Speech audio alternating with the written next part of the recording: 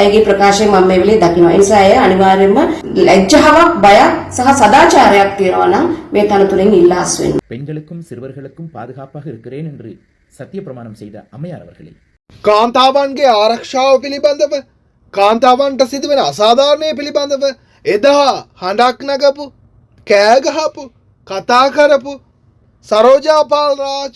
Saroja Paul Raj මැතිනිය කොහෝ දැන්? ඔබතුමී කොහෝ? අයිබෝවන් සුබ සන්ධ්‍යාවක්. අම්ෂී කියන පාසල් දරුවෙක් ජීවිතේ නැති කරගත්තා. හේතුව ගුරුවරයාගෙන් වෙච්ච අසාධාරණය පිළිබඳව. පහුගිය දවස්වල අපි වීඩියෝ එකක් පළ කරා. නමුත් මෙම සිදුවීම දැන් සිදු වෙලා දවස් ගාණක් වෙලත් තාමත් මේ දරුවියට සාධාරණයක් ඉෂ්ට වෙලා නැහැ. හේතුව මොකද? බලය, නගරාධිපතිගේ බලය, මෙරටේ අමාත්‍යවරුන්ගේ බලය, ජාතික ජනබලවේග ආණ්ඩුවේ බලය සහ ජනාධිපතිතුමාගේ අත බෙදිමින් ඉන්න මේ ගුරුවරයාගේ බලය නිසාද දැනට තාම මේ දරියට සාධාරණයක් ලබා දෙන්න ප්‍රමාදයක් වන්නේ. මේ පිළිබඳව අමාත්‍යවරිය රෝහිණී මේ පිළිබඳව කතා කරලා තිබුණා. ඒ වගේම තවත් හාමුදුරු කෙනෙකුත් මේ පිළිබඳව තමිල් වලින් අදහසක් පළ කරලා තිබුණා. කොහොම කෙසේ වෙතත් මෙන්න මේ දරුවියට වෙච්ච අසාධාරණය තවත් ඉස්සරහට තව දරුවෙකුට වෙන්න කලින් අනිවාර්යෙන් මෙන්න මේකට විමර්ශනයක් පවත්වාගෙන මේ පිළිබඳව වැඩි විස්තර සොයමින් බලන්න ඕනේ. මොකද මේ දරුවියට අසාධාරණයක් වෙලා ඒකට සාධාරණයක් ලැබුණේ නැත්නම් මේක තවත් ඉස්සරහට සමහර ගුරුවරුන්ට, සමහර විදුකල්පතිවරුන්ට, සමහර පාසල් සේවකයන්ට සාමාන්‍ය විදිහට මේක වෙනවා. අතවර කරන එකයි, ලිංගික අපයෝජන වලට ලක් කරන එකයි නිකම් විහිළුවක් වගේ, ජෝක් එකක් වගේ ඉස්සරහට පවත්වාගෙන යන්නට ඉඩ තියෙනවා අපේ දරුවන්ට විරුද්ධව. අදටත් සමහර දරුවන්, දෙමෝපියන් අපි මේ වගේ දේවල් කිව්වහම අපිව පාසල් යවන්න නැහැ, නවත්තනවා කියන බයට මොන අසාධාරණයක් වුණත් ඒක හංගගෙන ඇවිල්ලා අදටත් ඒ දුක දරා ගන්න බැරුව සමහර අය මේ යනවා, සමහර අය ඒක හංගගෙනම ඒ දුක විඳවගෙනම තාමත් පාසල් වලට, විශ්වවිද්‍යාලවලට යනවා. දැන් පහුගිය දවස්වල තරුණයෙක් මේ ගිහින් තිබුණා ට්‍රැගින් නිසා. දැන් මෙන්න ළඟදී ලොකු ටීචර් මේ ජනාධිපතිතුමා එනවා වගේ ස්කොට් එහෙම දීලා, පොලිස් ප්‍රොටෙක්ෂන් දීලා එකගෙන ආවා ලෙක්චරර් කෙනෙක්. ඊට පස්සේ දැන් බලද්දී එයාගෙනත් විරුද්ධව පැමිණිලි කිහිපයක් ඇවිල්ලා තියෙනවා දරුවෙකුට, ළමයෙකුට පාර දීලා කියලා. ඉතින් මේ අතරතුර මෙන්න මේ අම්සී කියන දරියෙකුට වෙච්ච අසාධාරණයේ පිළිබඳව තවමත් කිසිදු ප්‍රතිචාරයක් නැත. අනිවාර්යෙන් මේවා ගැන සොයලා බලන්න ඕනේ වත්මන් ආණ්ඩුව සහ මේකට අදාළ අමාත්‍යවරයෙක් වෙන සරෝජා පෝල් රාජ්. එයා ඡන්දට එන්න කලින් හුඟක් දේවල් කතා කරා. නමුත් දැන් ඒ පිළිබඳව ඒ ගැන කිසි විමර්ශනයක්, කිසි සොයා බැලීමක් නැති එක ඇත්තටම දුකයි, එක පැත්තක් සැකයි. මොකෝ තමන්ට තමන්ගේ සහය, තමන්ගේ යාළුවෙක්, තමන්ගේ කණ්ඩායමේ කෙනෙක් වරද්දක් කරලා තිබුණොත් ඒ වැරද්ද හංගන්න බලනවද ආණ්ඩුව සහ අදාළ අංශවල් කියන එක තාමත් අපිට ශකයි. මෙන්න මේ පිළිබඳව අනිවාර්යෙන් අමාත්‍යවරය මේකට විශේෂයෙන්ම කටයුතු කරන්න ඕනේ. විමර්ශනයේට සම්පූර්ණ වගකීම බාර ගන්න ඕනේ. මේ දරුවට වෙච්ච අසාධාරණය පිළිබඳව අනිවාර්යෙන් විමර්ශන කරලා අදාළ පුද්ගලයාට, අදාළ ගුරුවරයාට දඬුවම් ලබා දිය යුතුය. ඒ වගේම තමයි ඔබටත් මම කියන්නේ දෙමව්පියන් ඔබගේ දරුවන් ගැන නිරන්තරයෙන්ම සොයමින් ඉන්න. සමහර විට ඔබගේ දරුවන් මෙන්න මේ වාගේ අසාධාරණ වලට මුහුණ දීලත් එයාලා කියන්න නැතුව හංගනවා මොකද මේ වගේ දේවල් කිව්වහම අපිට පාසල් යන්න බෑ. අපිට අපි යවන්න නෑ පාසල් වලට කියන බයට ඒ දරුවන් ඒවා හංගන්නටත් ඉඩ තියෙනවා. නිරන්තරයෙන්ම ළමයින්ගෙන් ඔබගේ තත්ත්වය කොහොමද, මානසික තත්ත්වය කොහොමද, ඔයාගේ පාසලේ නැත්නම් විශ්වවිද්‍යාලයේ කොහොමද තත්ත්වය, හැසිරීම කොහොමද, යාළුවන් කොහොමද, ඔයා යන්නේ නැතන මොන හරි ප්‍රශ්නයක් තියෙනවද, පන්තියේ මොන හරි ප්‍රශ්නයක් තියෙනවද, ගුරුවරයාගෙන් ප්‍රශ්නයක් තියෙනවද, කරුණා කරලා අහන්න. දරුවන්ගෙන් යාළුවෙක් විදියට අහන්න. බල කරලා, කෑ ගහලා, උන්ව බය කරලා මේ වගේ ප්‍රශ්නවල් අහන්න යන්න එපා. ඔබගේ දරුවන්ටත් මෙන්න මේ වගේ දෙයක් වෙන්න කලින් දෙයනේ කියලා මෙන්න මේ අදාළ වරදකරුවන්ට දඬුවම් ලැබිය යුතුයි කියලා අපි වහාම ඉල්ලා සිටිනවා වත්මන් ආණ්ඩුවෙන්. වර්තමානයේදී කතා වෙන මේ සියදිවි නසාගත් දැරියගේ සිද්ධිය සම්බන්ධයෙන් කාන්තාවක්, මවක්, ගුරුවරියක් සහ විශේෂ ඇමතිවරිය වෙච්ච සරෝජා පෝල්රාජ් මැතිණිය කාන්තා හා ළමා කටයුතු ඇමතිනිය ලෙසත් ඒ වගේම කාන්තා සංසදයේ සභාපතිතුමිය ලෙසත් ඇය වගකීම් විරහිතව ඇයගේ අමාත්‍ය ධූරයේ වගකීම වගේම රාජ්‍ය වගකීමත් පැහැරහැරලා ප්‍රකාශයක් කරලා තියෙනවා. ඒකෙදි ඇය අර දැරිය සමාජීය ඉදිරියේ ටියුෂන් පන්තියේ විසින් නැවත වතාවක් විනාශ කරලා තියෙනවා සමාජීය ඉදිරියේ. ඊට නොදැවෙන වෙන විදිහට ඇමතිතුමියක් කියනවා ඇය මානසික පීඩාවක් ආබාධයකට බෙහෙත් ගත්තයි කියලා පීඩනයට. එතකොට ඇය මේ කියන්නේ එහෙම කෙනෙක් නිසා මේ සිද්ධිය යට ගහන්න ඕනේ කියලාද? එහෙම නැත්නම් මේ ආණ්ඩුව අද පාර්ලිමේන්තුවේදී අපි මේ සම්බන්ධයෙන් කතා කරන්න මම නැගිටිනකොට කතානායකවරයා ඇතුළුව පැමිණ සිටපු සියලුම මන්ත්‍රීවරු මට කතා කරන්න දෙන්නේ නැතුව නැගී සිටියා. ඒ නැගී සිටීමේ පරමාර්ථය ඔවුන්ගේ මහමැතිවරණයට ඉදිරිපත් වෙච්ච මේ ටියුෂන් ගුරුවරයා ආරක්ෂා කර ගැනීමට කියන ප්‍රශ්නයක් තියෙනවා.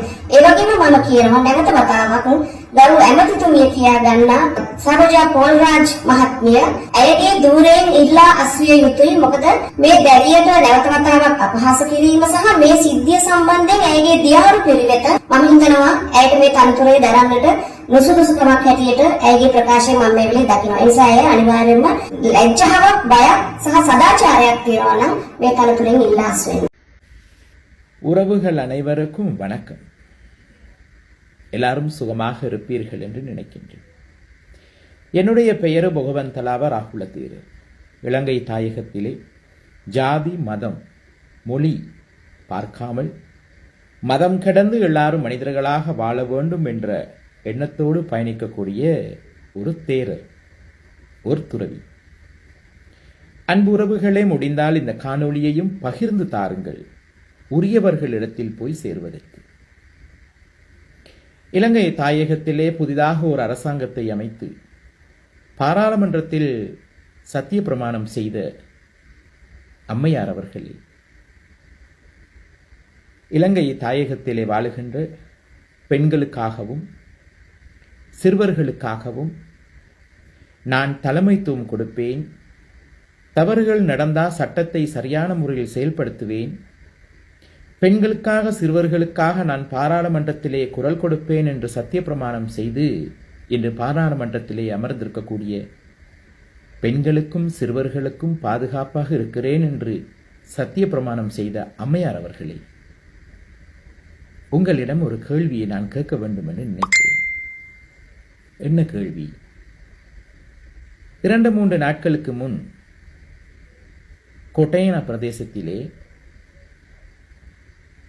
ஒரு 16 வயது ஒரு மாணவி மாடியில் இருந்து விழுந்து தற்கொலை செய்து கொண்டார். அது சம்பந்தமாக இலங்கையிலே வாழுகின்ற எல்லாரும் ஒரு சோகத்தில் இருக்கும்போது இலங்கையின் சட்டத்தை நினைத்து கவலைப்படும் வேளையில் பாராளுமன்றத்திலிருந்து உங்களிடம் எதிர்பார்த்த வார்த்தைகள் அது அல்ல. அந்த குழந்தையை பற்றி நீங்கள் என்ன பேசினீர்கள்? அந்த குழந்தைக்கு நடந்த சம்பவத்தை பார்த்துவிட்டு உரியவர்களை நாங்கள் இடமாற்றம் செய்தோம் என்று சொல்லுகின்றீர்கள். இதுவா நீங்கள் பெண்களுக்கும் சிறுவர்களுக்கும் கொடுக்கும் பாதுகாப்பு? அம்மையார் அவர்களே, நீங்களும் ஒரு பெண்தான். உங்கள் குடும்பத்திலே உங்களுக்கோ உங்களுடைய மகளுக்கோ உங்கள் சொந்தத்திலே உள்ள ஒரு பெண்ணுக்கோ இம்மாதிரியான விடயம் நடந்திருந்தால் நீங்கள் என்ன மாதிரி செயல்பட்டு இருப்பீர்கள்? யோசிச்சு பாருங்கள். அப்பொழுது நீங்கள் பாராளுமன்றத்திலே எப்படியெல்லாம் பேசியிருக்க வேண்டும் இந்த பிள்ளையை பற்றி, அதன் பிறகு நீங்கள் எடுத்திருக்க வேண்டிய நடவடிக்கைகள் எப்படி இருக்க வேண்டும். உடனடியாக உரியவர்களை கைது செய்திருக்க வேண்டும். நீங்கள் உடனடியாக அவர்களுக்கு துணை போனவர்களை கைது செய்திருக்க வேண்டும்.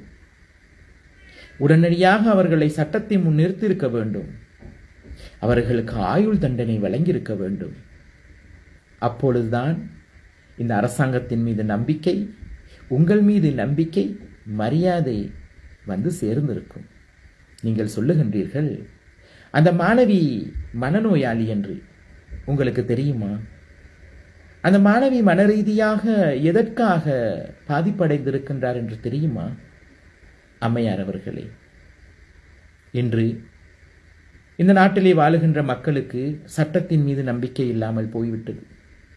சமூகத்தின் மீது நம்பிக்கை இல்லாமல் போய்விட்டது.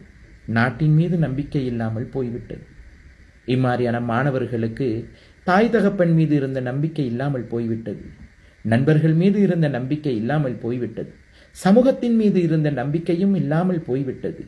இந்த நாட்டின் சட்டத்தின் மீது இருந்த நம்பிக்கையும் அந்த பெண் பிள்ளைக்கு இல்லாமல் போய்விட்டது. அதுதான் அந்த பிள்ளை, எனக்கு நடந்த சம்பவம் மீண்டும் ஒரு நாளும் ஒருவருக்கும் நடக்கக்கூடாது என்று நினைத்து, அந்த பிள்ளைக்கு ஏற்பட்ட சம்பவங்களை நினைத்து பார்த்து யாரிடம் போய் சொல்லுவது, இதற்கு யாரிடம் எனக்கு பதில் கிடைக்கும்,